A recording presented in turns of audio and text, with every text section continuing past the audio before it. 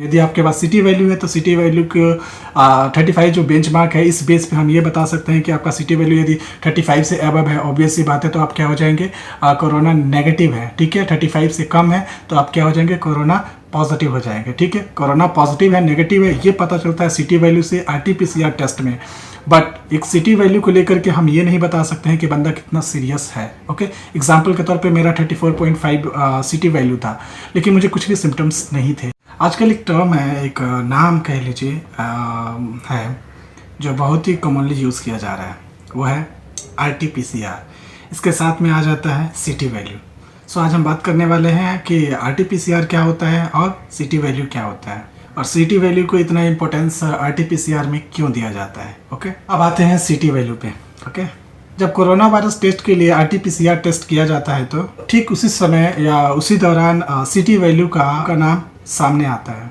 RT-PCR में होता क्या है, सिटी वैल्यू को अंडरस्टैंड करने से पहले हमें RT-PCR को डिटेल में जानना होगा, तभी जा करके हम सिटी वैल्यू को समझ पाएंगे। ओके, RT-PCR टेस्ट में पेशेंट के स्वाब से RNA, जो कि एक जेनेटिक मटेरियल है, इसको कलेक्ट किया जाता है। फिर इस RNA को दूसरे जेनेटिक मटेरियल DNA में बदला जाता है, जिसको बाद में इम्प्लीफाइड किया जाता है। ठीक है, इम्प्लीफिकेशन क्या होता है इसको बात करते हैं। इम्प्लीफिकेशन एक प्रोसेस है जिसमें जेनेटिक मटेरियल यानी RNA और DNA का मल्टीपल कॉपीज किए जाते हैं। ठीक है, इस केस में हम किसकी मल्टीपल कॉपीज करेंगे, DNA की। क्यों? क्योंकि हमने RNA को DNA में बदला है। इस प्रोसेस से वायरस की जो प्रेजेंस होती है उसको डिटेक्ट करने में हेल्प मिलती है। इसके एक कॉपी से 2 कॉपी की जाती है, 2 से 4 एंड सो ऑन।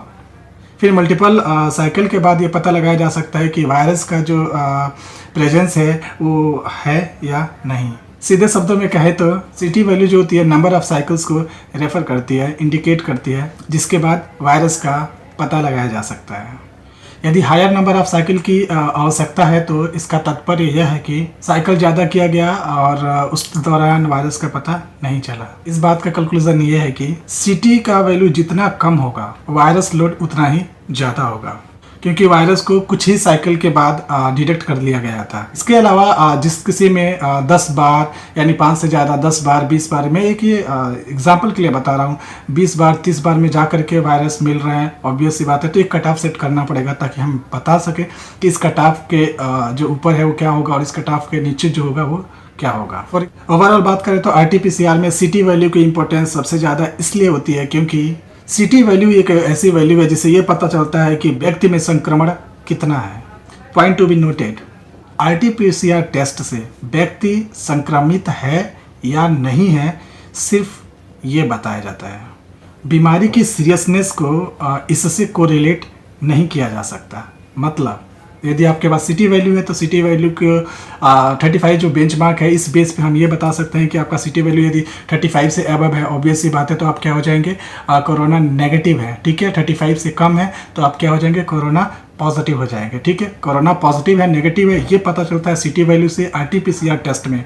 बट एक सिटी वैल्यू को लेकर के हम ये नहीं बता सकते हैं कि बंदा कितना सीरियस है। ओके, एग्जाम्पल के तौर पे मेरा 34.5 सिटी वैल्यू था, लेकिन मुझे कुछ भी सिम्टम्स नहीं थे। राइट, सो सिटी वैल्यू से हमें क्या पता चला, मुझे क्वारंटाइन सेंटर जाना पड़ा था। इसका मतलब कि सिम्टम्स नहीं था फिर भी हमें क्वारंटाइन सेंटर जाना पड़ा। ऑब्वियस सी बात है, क्यों? क्योंकि जो बेंचमार्क सेट किया गया था, जो कट ऑफ सेट किया गया है, उस कट ऑफ से मैं नीचे हूँ, तो ऑब्वियस सी बात है मेरे में कोरोना पॉजिटिव है। सो कोरोना का जो वायरस है वो हमारी बॉडी में होगा। फॉर एग्जाम्पल जब मैं कोविड पॉजिटिव था उस टाइम पे जो मेरे रिपोर्ट में सिटी वैल्यू था वो था 34.5, मतलब मैं बेंचमार्क यानी कट ऑफ 35 के बहुत ही करीब था, यानी कि वायरस की बहुत कम संख्या थी। ठीक है, ओह अब समझ में आया कि मेरे को बिना किसी सिम्टम्स के क्यों क्वारंटाइन सेंटर जाना पड़ा। समझ रहे हैं, कट ऑफ 35 है और मेरा 34.5 सिटी वैल्यू है।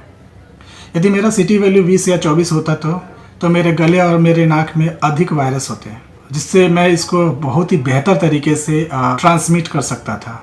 महाराष्ट्र सरकार ने एक लेटर लिखा है ICMR को, और उसमें एडवाइस किया गया कि जिस किसी की भी सिटी वैल्यू 24 से ऊपर है सो उसे कोविड नेगेटिव माना जाए। सवाल पैदा होता है कि आखिर इसकी ज़रूरत क्यों पड़ी, मतलब महाराष्ट्र गवर्नमेंट ने ICMR को ये लेटर क्यों लिखा। एक्चुअली सीटी वैल्यू की वेरिएशंस बहुत ही ज़्यादा है आरटीपीसीआर में। इससे बहुत ज़्यादा कन्फ्यूज़न है कि किसको नेगेटिव बोला जाए, किसको पॉजिटिव बोला जाए। इसके लिए एक बेंचमार्क होना, एक कट ऑफ सेट करना बहुत ज़रूरी था। कुछ ही दिनों में आईसीएमआर डीजी ने रिप्लाई किया महाराष्ट्र के स्टेट हेल्थ सेक्रेटरी को और बताया कि आईसीएमआर ने देश भर की वायरोलॉजी लेबोरेटरी से इनपुट्स कलेक्ट किए हुए हैं ताकि एक सिंगल कट ऑफ सीट किया जा सके।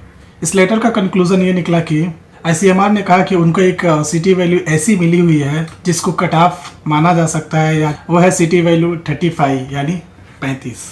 मतलब साफ है कि यदि 35 से ज़्यादा सीटी वैल्यू किसी की होगी तो वो नेगेटिव होगा।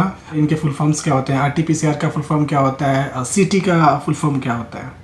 सीटी का फुल फॉर्म होता है सीटी stand for cycle threshold, RT का होता है रिवर्स ट्रांसक्रिप्शंस, पीसीआर का होता है पॉलीमेरेज चेन रिएक्शन। ओके, ये एक बायोलॉजिकल टर्म है। यदि आप लोग बायोलॉजिस्ट होंगे तो इन सब टर्म को बहुत इजीली अंडरस्टैंड कर पा रहे होंगे। तो सीटी वैल्यू का क्या मतलब है समझ आ रहा होगा। आरटीपीसीआर का क्या मतलब है सीधा सीधा समझते हैं। आरटीपीसीआर एक टेस्ट है जिसमें यह करते हैं सबसे पहले जो पेशेंट होता है, कोई भी व्यक्ति होता है जिसका टेस्ट हो रहा था, उस व्यक्ति से, उस पेशेंट से क्या किया जाता है, स्वाब जो है कलेक्ट किया जाता है। ओके, गले और नाक से, ठीक है।